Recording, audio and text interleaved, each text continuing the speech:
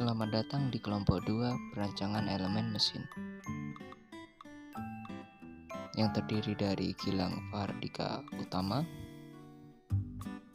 Vicky Bayu Fernando, Yusuf Fajar, Antoni Adi Pradipta,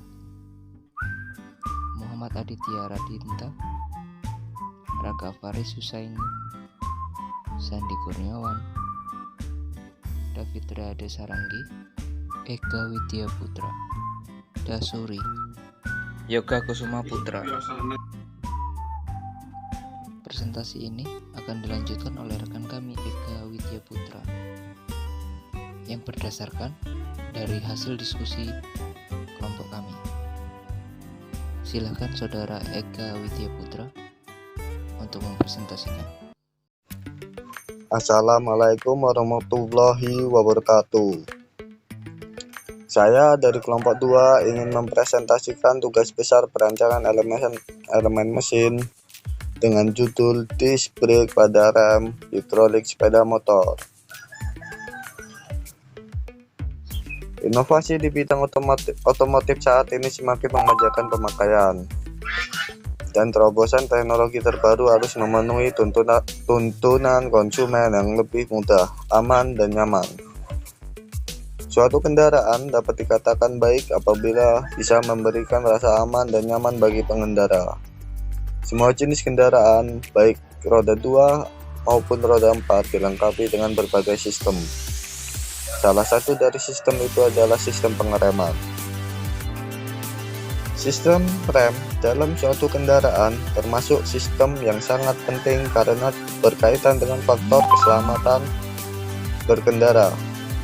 Sistem rem berfungsi untuk memperlambat atau menghentikan kendaraan dengan cara mengubah tenaga kinetik menjadi tenaga panas. Perubahan tersebut diperoleh dari gesekan antara komponen bergerak yang dipasangkan pada roda sepeda motor dengan suatu bahan yang dirancang khusus tahan terhadap gesekan. Gesekan atau friction merupakan faktor utama dalam pengereman. Oleh karena itu, komponen yang dibuat untuk sistem rem harus mempunyai sistem bahan yang tidak hanya menghasilkan jumlah gesekan yang besar, tetapi juga harus tahan terhadap gesekan dan tidak menghasilkan panas yang dapat menyebabkan bahan tersebut berubah bentuk.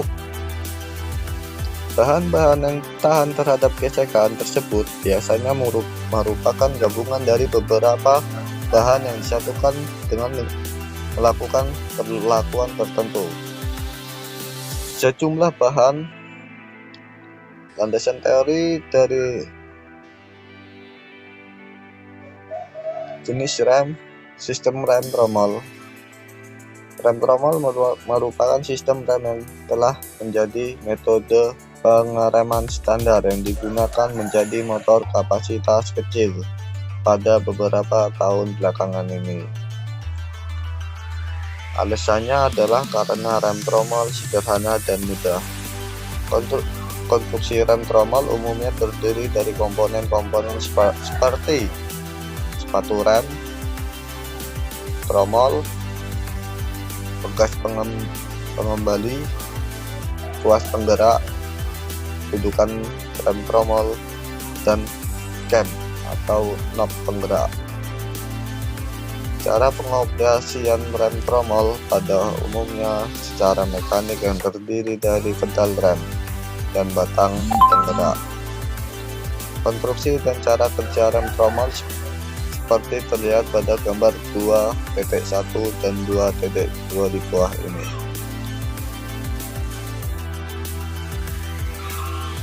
Pada gambar 2.2, pada saat kabel atau batang penghubung tidak ditarik, sepatu rem dan tromol tidak saling kontak. Tromol rem berputar bebas mengikuti putaran roda, tetapi saat kabel rem atau batang penghubung ditarik, lengan rem atau tuas rem memutar cam pada sepatu rem hingga sepatu rem menjadi mengembang dan kampas rem bergesekan dengan tromol. Akibatnya, putaran tromol dapat ditahan atau dihentikan, dan ini juga berarti menahan atau menghentikan putaran roda. Rem tromol terdiri dari besi tuang dan digabung dengan hub set frame. Digunakan sehingga panas gesekan akan timbul dan gaya gesek dari brake lining dikurangi. Drum brake mempunyai sepatu rem yang berputar berlawanan dengan putaran drum untuk mengerem roda dengan gesekan. Pada sistem ini terjadi gesekan-gesekan sepatu rem dengan tromol yang akan memberikan hasil energi panas sehingga bisa menghentikan putaran tromol tersebut. Rem jenis tromol tersebut internal expansion lining brake. Permukaan luar dari hub tersebut dengan sirip-sirip pendinginan yang terbuat dari aluminium alloy. Aluminium alloy merupakan paduan aluminium yang mempunyai daya penyalur panas yang sangat baik. Bagian dalam tromol akan tetap terjaga bebas dari air dan debu, karena tromol mempunyai alur untuk menahan air dan debu yang masuk dengan cara mengalirkan lewat alur dan keluar dari lubang aliran. Sistem rem cakram. Kendaraan tidak dapat berhenti apabila pengereman hanya dilakukan dengan mengerem mesin. Kendaraan cenderung bergerak hingga kendaraan sulit untuk dihentikan. Untuk kendaraan dapat berhenti dibutuhkan rem. Rem bekerja disebabkan oleh adanya gaya gesek pada rem melawan sistem gesek pada piringan. Fungsi mekanis penggerak hidrolik. Prinsip kerja rem hidrolik adalah menggunakan hukum Pascal, yaitu gaya penampang dari fluida akan menghasilkan tekanan yang akan diteruskan ke segala arah dengan sama besar. Untuk melipat gandakan daya penekanan pada pedal digunakan booster rem, sehingga daya pengereman yang dihasilkan lebih besar. Master rem mempunyai membran yang kerjanya disebabkan oleh adanya perbedaan antara tekanan dan kevakuuman yang dihasilkan dari dalam intake manifold mesin. Prinsip kerja master rem menggunakan hukum Bernoulli, yaitu fluida dalam keadaan mengalir konstan mempunyai energi tekanan, energi kinetik. Master silinder dihubungkan dengan pedal dan membran untuk memperoleh daya pengereman yang besar dari langkah pedal minimum. Gaya penekan pedal rem akan dibuat menjadi tekanan fluida oleh piston dari master silinder. Cara kerja master silinder adalah apabila pedal ditekan, maka piston akan bergerak maju. Akibatnya, banyak rem akan mengalir ke tangki melalui saluran di depan master silinder. Dorongan piston akan menyebabkan tekanan minyak naik, sehingga mendorong tutup inlet sampai menutup saluran ke tangki. Tekanan minyak rem yang ada dalam master silinder akan semakin besar dan akhirnya minyak menuju ke silinder. Roda melewati katup pengecek. Piston akan kembali ke posisi semula apabila pedal rem dibebaskan dengan bantuan pegas pengendali. Tekanan ini dipindahkan melalui pipa rem dan bekerja pada sepatu atau pad rem untuk menghasilkan pengereman. Untuk memperbesar suatu gaya pengereman, maka diperlukan diameter silinder yang besar. Pada umumnya, kendaraan menggunakan rem yang mempunyai daya pengereman yang berbeda antara rem belakang dan rem depan. dengan daya pengereman untuk roda depan harus lebih besar dari gaya pengereman roda belakang. Maka untuk memperkuat daya pengereman roda depan, silinder roda dibuat lebih besar. Besarnya gaya pengereman dapat diatur sesuai dengan perbandingan antara diameter master silinder dan silinder roda. Rem hidrolik lebih berespon lebih cepat dibanding tipe lainnya dan konstruksinya lebih sederhana. Dengan kelebihan tersebut, rem hidrolik lebih banyak digunakan pada kendaraan penumpang dan truk ringan. Disc brake digunakan sebagai pengganti rem tromol, di mana pada dasarnya piringan cakram terdiri dari cakram yang berputar dengan rotor dan bahan gesek yang mendorong dan menjepit cakram. Daya pengereman dihasilkan oleh adanya gesekan antara pad dan cakram.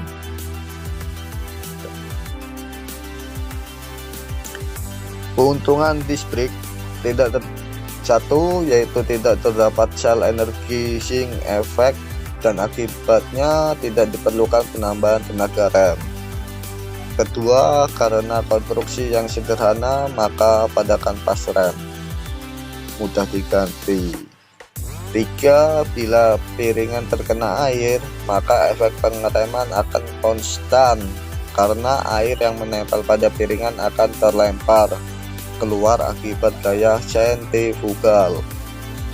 Selanjutnya, tidak menimbulkan bunyi karena piringannya terbuka. Yang terakhir, berbeda dengan rem tromol, maka ekspansi panas tidak dapat berubah. Komponen disc brake. Pada umumnya, komponen disc brake adalah sebagai berikut. 1. Pad rem. Pad rem tersebut dari campuran metalik fiber dan sedikit serbuk besi. Pada pad diberi garis celah untuk menunjukkan tebal pad. Dengan demikian dapat mempermudah dalam pengecekan kausan pad.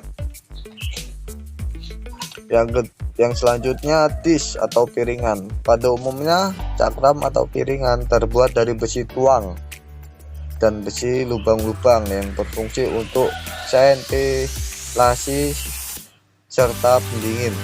Dengan adanya ventilasi, umur pad lebih panjang dan tahan lama. Selanjutnya yaitu kaliper. Kaliper juga disebut dengan cylinder body. Memegang piston-piston dan dilengkapi saluran minyak saat minyak rem yang disalurkan ke silinder. Pada disc brake terhadap beberapa jenis kaliper yang diantaranya adalah tipe fixed caliper. Pada tipe ini piston ditempatkan pada dua sisi silinder. Habis itu radial panas fixed caliper terbatas karena silinder rem berbeda pada cakram dan velg, yang menyebabkan sulit tercapainya pendinginan. Untuk itu membutuhkan penambahan komponen yang banyak. Guna mengatasi hal tersebut, jenis fixed caliper ini sudah jarang digunakan. Jenis kedua yaitu floating caliper atau single piston. Pada tipe ini, piston ditempatkan pada satu sisi kaliper. Sistem kerjanya yaitu tekanan hidrolis dari master silinder kemudian mendorong piston dan selanjutnya menekan pada rotor disc. Pada saat yang sama, tekanan hidrolis menekan sisi pad sehingga menjepit cakram dan terjadinya usaha tenaga pengereman. Dalam tipe ini, kemampuan pengeremannya dibandingkan oleh kedua pad sehingga daya pengereman lebih baik. Tipe ini sering digunakan pada kendaraan saat ini.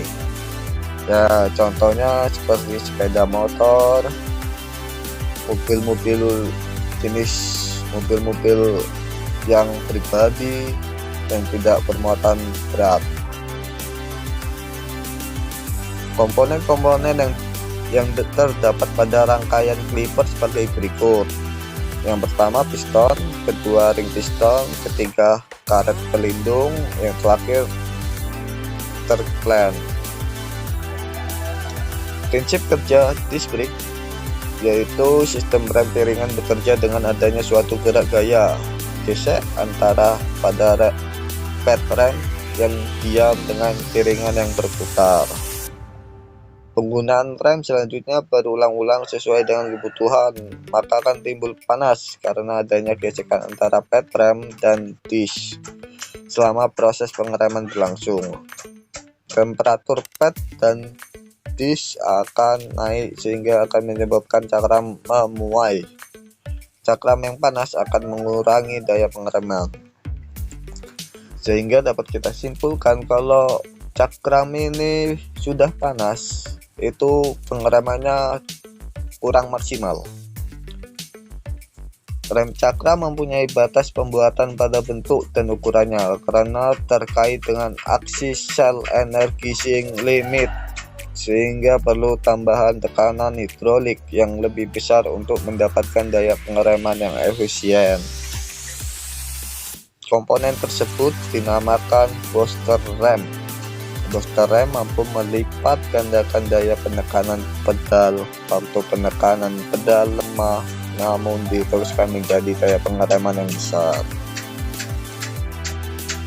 Metode penelitian dalam suatu penelitian merupakan suatu cara yang dipakai untuk mencapai tujuan yang diterapkan. Selanjutnya, teknik penelitian yang digunakan adalah studi literatur, yaitu dengan cara meneliti dan memahami buku-buku, dokumen, atau sumber tulis lain yang relevan dan mendukung judul pada makalah ini. Adapun langkah-langkah yang digunakan pada pengerjaan penelitian ini adalah sebagai berikut. 1. Melakukan pengumpulan data. Kedua, melakukan analisis variabel. Ketiga, membuat konsep pengereman. Yang keempat, memilih konsep pengereman. Yang kelima, menghitung pada konsep pengereman. Yang terakhir, membuat dan perakitan sistem pengereman. Analisis kebutuhan. Sistem rem merupakan sebuah alat untuk memperlambat atau memberikan laju kendaraan dalam kondisi skala medan. Untuk melakukan perancangan sistem rem pada kendaraan roda 2, perlunya menganalisis data-data yang dibutuhkan dalam perancangan rem. Yang kedua, konsep rancangan. Konsep rancangan difokuskan pada rancangan disc brake. Cuma disc brake ya, bukan yang lainnya. Rancangan disc brake dibuat setelah menganalisa kebutuhan serta variabel-variabel penentu jenis pengereman. Yang ketiga itu langkah pembuatan. Dalam langkah pembuatan ditentukan pemilihan bahan yang tepat untuk digunakan disc brake pada kendaraan roda 4 yang mempertimbangkan beberapa aspek seperti kekuatan, kelayakan, proses pengerjaan, kemudahan memperoleh bahan, dan yang utama itu harga. Kemudian pada langkah pembuatan juga diperlukan peralatan yang dapat menunjukkan pembuatan disc brake untuk kendaraan roda 4. Selanjutnya itu mode pengujian. Mode pengujian dilakukan pada disc brake yang telah dibuat apakah sudah sesuai dengan yang dibutuhkan. Jika tidak, maka dilakukan perancangan ulang. Pada penelitian ini juga ditentukan waktu pelaksanaan, tempat, dan biaya, serta jadwal rancangan, sehingga penelitian ini dapat dilaksanakan sesuai terstruktur dan efektif. Hasil yang didapat yaitu beberapa pertimbangan dalam memilih material disc brake, antara lain yaitu kekuatan, kekakuan, ketahanan aus, korosi, serta kemampuan melepas panas. Pertimbangan terpenting dalam material disc brake adalah kemampuan terhadap keausan akibat gesekan dan stabilitas material terhadap temperatur tinggi yang timbul akibat kesehatan. Material disc brake umumnya terbuat dari logam, besi cor, dan stainless steel karena memiliki sifat material yang baik. Untuk mengatasi permasalahan yang ada, maka banyak dikembangkan material komposit sebagai alternatif pengganti material. Salah satunya adalah Aluminium Metric Composite (AMCS). Alasan memilih Aluminium Metric Composite sebagai material disc brake karena keunggulan sifat-sifatnya, yaitu ringan dan kekuatan yang dapat dikendalikan sesuai presentasi unsur penguat. Berdasarkan gambar di atas, maka warna merah yang terlihat menunjukkan bahwa panas yang terjadi pada saat pengereman berbeda di titik temperatur tertinggi. Warna kuning, hijau, dan biru muda menunjukkan gradien temperatur yang turun secara bertahap. Pada temperatur tertinggi berada pada titik pengereman sepanjang brake limb yang ditandai dengan warna merah dengan temperatur 30,2 derajat Celcius. Sedangkan temperatur terendah berada pada titik yang terjauh terhadap pusaran pengereman, yaitu ditandai dengan warna biru 29,9 derajat Celcius. Dapat dilihat dari gambar, maka warna merah yang terlihat menunjukkan bahwa panas yang terjadi saat pengereman berada di titik temperatur tertinggi. Tabel berikut menunjukkan hasil jalan dari disc brake dengan material komposit. Bisa Anda lihat tabel tersebut dan Anda pahami.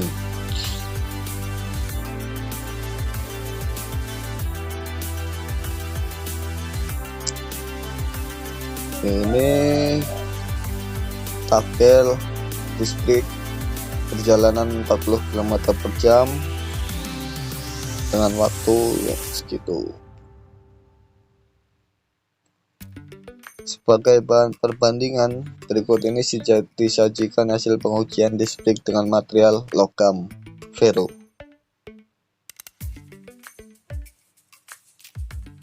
Beda material ya dengan ini material dari logam ferro. Berdasarkan hasil, maka disc brake yang memiliki nilai waktu berhenti tercepat adalah disc brake dari material komposit metrik aluminium dengan rata-rata waktu berhenti 2,7. Sedangkan disc brake dari material logam ferro rata-rata 2,84 per detik. Dari hasil itu menunjukkan bahwa disc brake dari komposit metrik aluminium dapat dijadikan material alternatif disc brake logam ferro. Selanjutnya menetapkan jenis pola bentuk piringan cakram pada beberapa model yang sudah dilakukan penelitian sebelumnya sebagai perbandingan berikut modelnya.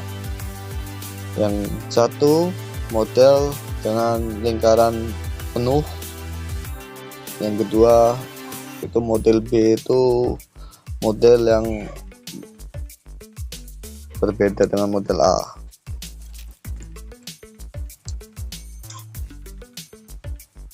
Model C itu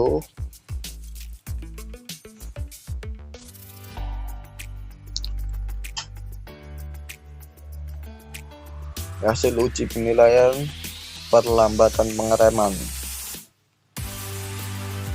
Dari 4 model tersebut dengan kecepatan 20 meter per sekon dengan tekanan 10, 20, 30 dihasilkan seperti pada tabel berikut ini.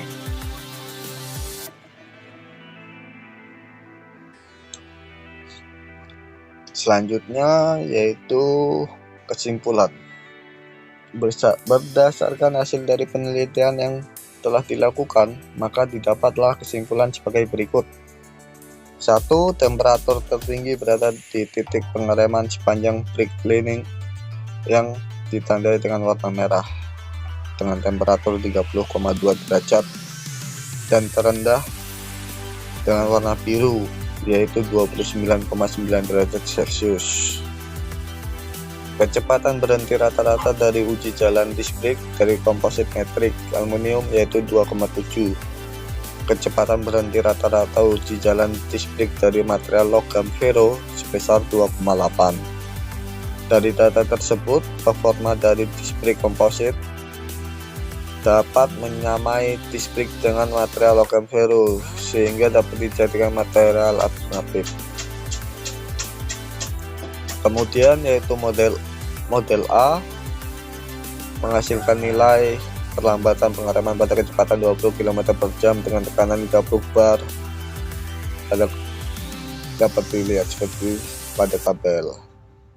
Sekian presentasi dari kelompok 2. Jika ada kata-kata yang kurang berkenan, saya mohon maaf sebesar-besarnya.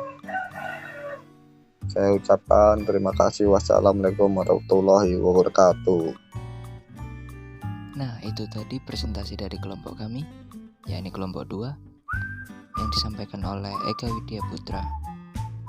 Dari kelompok lain, ketika ingin memberikan saran ataupun komentar ataupun penilaian, bisa nanti serentak di ruang Fiklas kita yang sudah disediakan oleh Bapak dosen kita. Nah, sekian dari presentasi kami.